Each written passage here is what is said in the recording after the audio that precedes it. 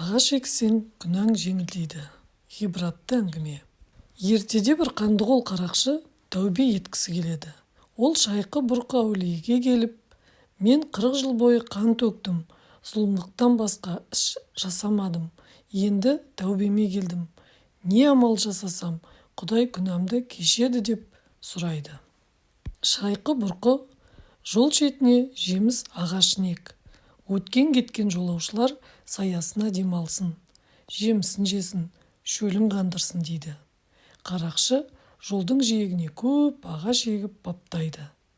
Арада бірнеше жыл өткенде ағашы жайқалып, бақшаға айналыпты. Жолаушы демалып, керуен ат жалдыратын шұрайлы жерге айналады. Бір күні шайқы-бұрқы жолаушылап келе жатып, қарақшының бақшасына кезігеді. Бұл кімнің бағы? Деп сұрайды.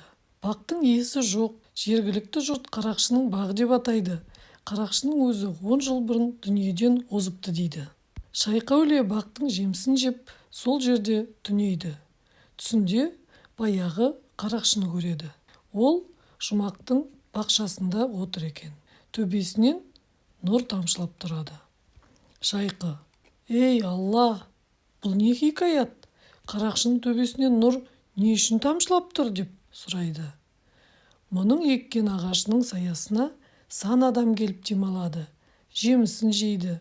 Соның сауабы өзіне ақыретте өшпес азыққа айналды дейді. Шайқы-бұрқы ұйқыдан көңілді ояныпты. Содан бастап ел арасында ағаш ексең, күнәң жеңілдейді деп насихат айтыпты. Ағаш ексе, адамның күнәсі жеңілдейтін жөнінде тағы бір аңыз бар екен. Ертеде бір жігіт түс көреді. Түсінде әкесі шөл далада көлеңке іздеп жүріпті. Күннің ыстығынан табаны күйіп, жан ұшыра айқайлайды. Жігіт шошып оянады. Ауыл ішінде 100 жасаған қарияға барып, түсін жортады. Ол: «Балам, әкеңнің қабіріне ағаш ек. Әкең қабірде ауырлық тартып жатыр. Оның күнәсін ағаш жеңілдетеді» деп жориды. Бала ертесіне әкесінің моласына ағаш егеді. Оны күтіп, баптап өсіріпті. Бір күні тағы да түс көреді. Түсінде әкесі үлкен бір ағаштың көлеңкесінде жатыр екен. Мазар басына ағаш ексе, сауабы тіріге де, өліге де тиеді деген сөз осы аңыздардан үлгі болып жетіпті.